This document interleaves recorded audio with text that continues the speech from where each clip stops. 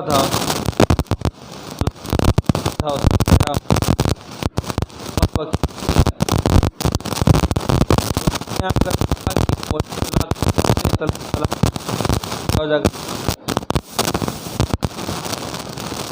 فتویٰ موجود تھا. تو اگر ہماری معاشرے بڑھ گئی ہے کہ ساتھ تمام احکامات تعین کر دیں اور خود اپنی ذات کو وہ بری ذمہ قرار دے دیں اور منصب دین وجود دے دیں، تو حق سبحان اور سچ بات یہ ہے، حق بات یہ ہے کہ کئی بندوں نے حق تعالیٰ سے تو ہوا تو وہی ہے جو حق تعالیٰ نے چاہا ہے، لیکن بندوں کی حصے میں آیا. یہاں ہم تیسری طرح کی بات کرتے ہیں. گزشتہ کل ہم نے پڑھا تھا سبق میں الطلاق طلاق، یہ وہ طلاق کے بعد رجوع کا تھا. اب بات کر رہے ہیں یہ وہ طلاق ہے جس کے بعد رجوع کا حق نہیں ہے. وہ کیا ہے؟ طلق فلا تحل له غیرہ. اس کو طلاق ہے تو اس کے لیے جائز نہیں ہے، حلال نہیں ہے یہاں تک کہ عورت ایک شوہر اور نہ کر لے. حتی تنکح زوجا غیر الزوج الاول، پہلے شوہر کے علاوہ کسی اور آدمی سے. حدیث میں آتا ہے حتی تذوقی عسیلتہ ویذوق عسیلتک، یہاں تک کہ وہ تمہارا اور تم اس کا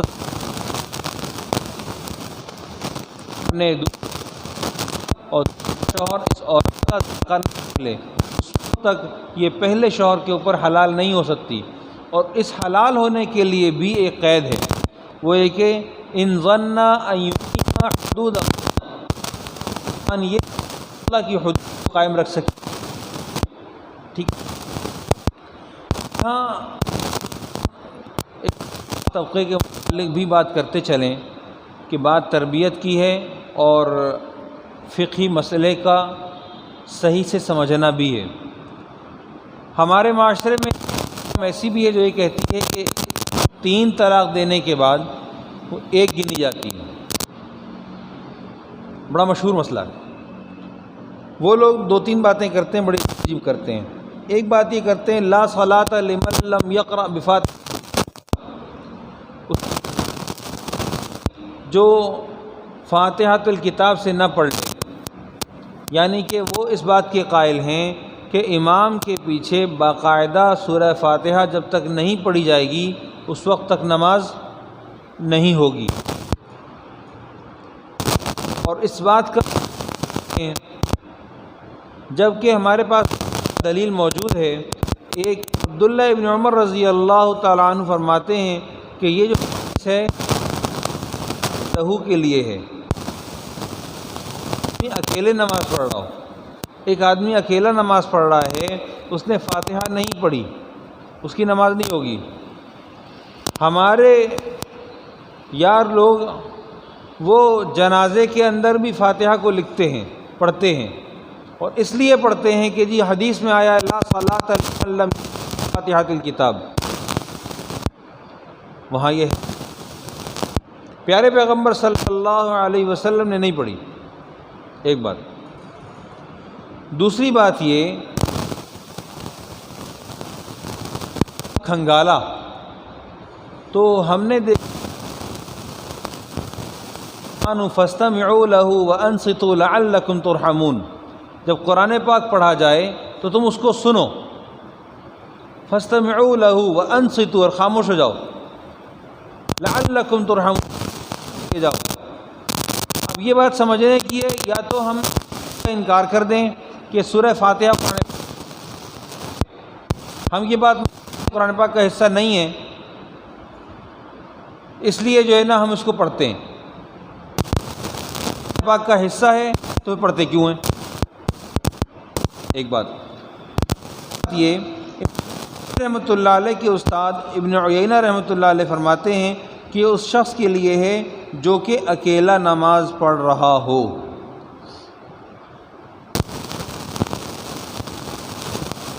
ہمارے فرائض متعین کیا کرنا ہے، امام نے کیا کرنا ہے، مقتدی نے کیا کرنا ہے۔ ہمارے فرائض متعین ہیں۔ امام آگے جب کھڑا ہوگا تو امام کے ذمہ تلاوت کرنا ہے، اور عوام کے لیے القرآن فاستمعوا لہ، سنو وانصتوا، اور چپ رہو۔ تو یہ ان کا بھی فریضہ متعین ہو گیا کہ تم نے عموم مجلس میں ہمارا عام طور پر قرآن پاک کا سننا سنانا صرف اور صرف نمازوں ہی کے اندر ہے۔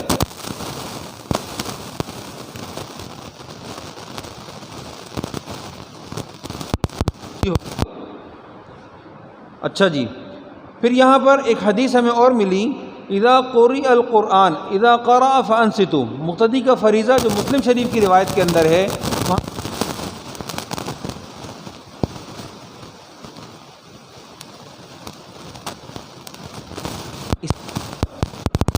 ہم اس روایت کا بھی جائزہ لیتے ہیں جہاں لوگ یہ کہتے ہیں کہ 3 طلاق بول کر ایک ہوتی ہے۔ اس کا جائزہ لینا ضروری ہے، نہیں لیا گیا تو قرضہ رہ جائے گا۔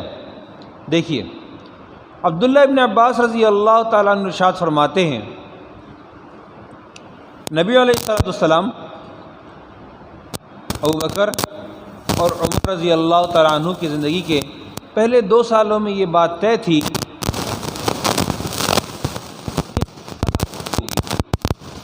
میری،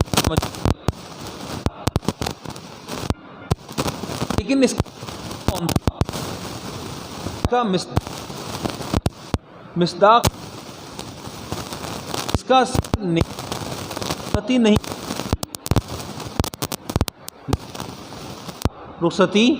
نہیں ہوئی تھی۔ اس پر میں پہلے قرآن پاک کو پیش کرتا ہوں، یا ایھا الذین آمنوا، اے ایمان والو، اذا نکحتم المؤمنات، تم نے مؤمن عورت سے نکاح کیا، ثم طلقتموہن، پھر ان کو طلاق دے دیا، کب؟ من قبل،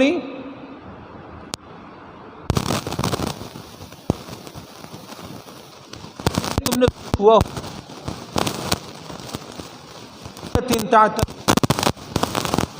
تمہارے اوپر کے لیے حکم نہیں ہے، تم عدت یہ حکم ہے۔ ایک عورت شوہر کے پاس رہی اور اس نے ایک رات شوہر کے ساتھ خلوت میں گزار لی، ایک رات شوہر کے ساتھ خلوت میں گزار لی، دخل بہا او لم يدخل، دخول ہوا یا نہیں ہوا، صحبت ہوئی یا نہیں ہوئی، او ارخا سترن، امام ابو حنیفہ رحمۃ اللہ علیہ کا قول،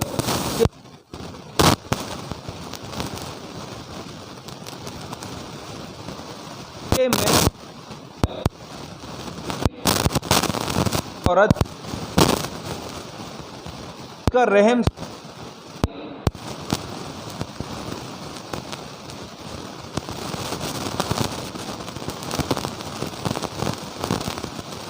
گزشتہ 2 دروس ہیں، وَلَا يَحِلُّ لَهُنَّ أَن يَكْتُمْنَ مَا خَلَقَ اللَّهُ فِي أَرْحَامِهِنَّ إِن كُنَّ يُؤْمِنَّ بِاللَّهِ وَالْيَوْمِ الْآخِرِ، ان عورتوں کے لیے حلال نہیں ہے کہ وہ اپنی ذات میں اس بات کو چھپا لیں کہ اگر وہ حائضہ ہے تو بتائے کہ مجھے حیض آ رہا ہے، اگر وہ حاملہ ہے تو بتائے کہ میں حمل سے ہوں، تاکہ اس کی جو عدت کا تعین ہے وہ اس کے اس سسٹم سے ہونا ہے کہ اس کا سسٹم یہ 3 مہینے تک محدود ہے یا 9 مہینے تک جائے گا۔ جو کہ حاملہ ہے، حمل ہے، اب وہ 1 دن پہلے ہو، ولادت ہو گئی، خلاص۔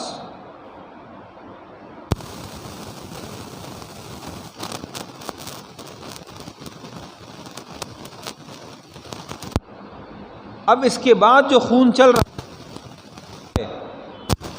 اور اب ہمارا تعلق، ہمارا جو حکم تھا عدت کا 3 ماہواری کا تھا، اب وہ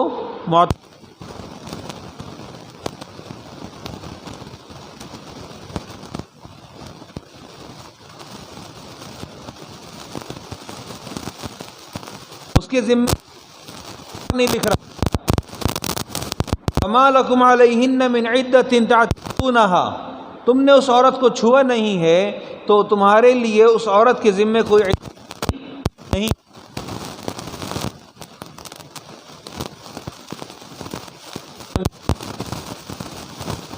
اگر کہ اس کے بچہ شوہر کا ہوگا، اور چونکہ اس شوہر کو کا حق ہے نہ جائے، تقدیتی انتظار کر رہا کے اوپر، اس کو کسی شوہر نے ہاتھ لگایا نہیں ہے، پتہ طلاق دی ہے، تو اس کے لیے محل تو ہے ہی نہیں. 3 طلاق کا اس کے لیے محل، اس کا محل 1 طلاق. تو جب 3 کسی نے ایک میں کہا میں نے تمہیں عورت کو مخاطب کہ میں نے تمہیں دے دی، ٹھیک ہے، اور سے صحبت نہیں ہوئی، اس آدمی کی تھی مزہ میں، تو ایسے موقع پر جس کو کہا گیا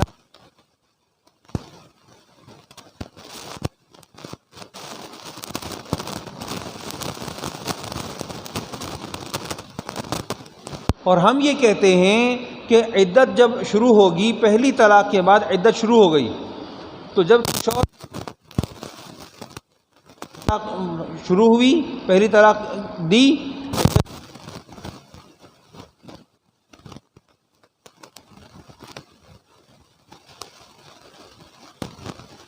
دوسرا حیض آ گیا اور اس نے رجوع نہیں کی، اب اس نے رجوع کیا، اس کے حیض آنے سے 2 دن پہلے، تیسرا حیض آنے سے 2 دن پہلے، 3 دن پہلے اس نے رجوع کر لیا، رجوع ہو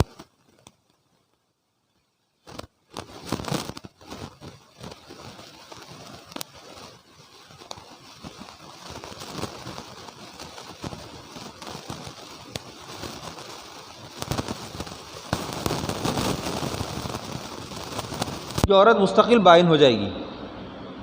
ٹھیک ہے، اب جب ہم اس طلاق کا جائزہ لے چکے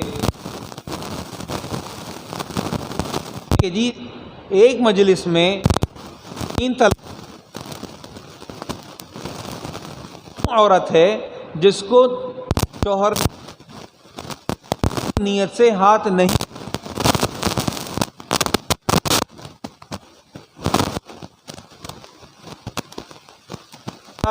ہوئی ہے، وہ ساتھ رہی ہے، اس سے خلوت ہوئی ہے، اس سے صحبت ہوئی ہے، مستری عورت کے لیے طلاق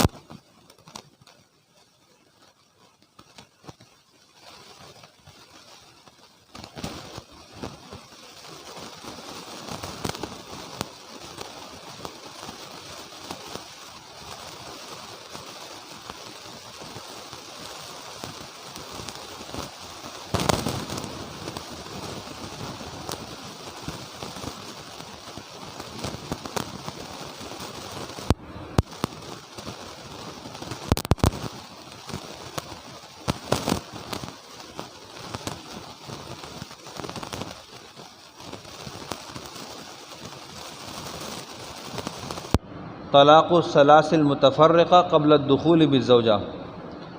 اگر یہ 3 طلاق اس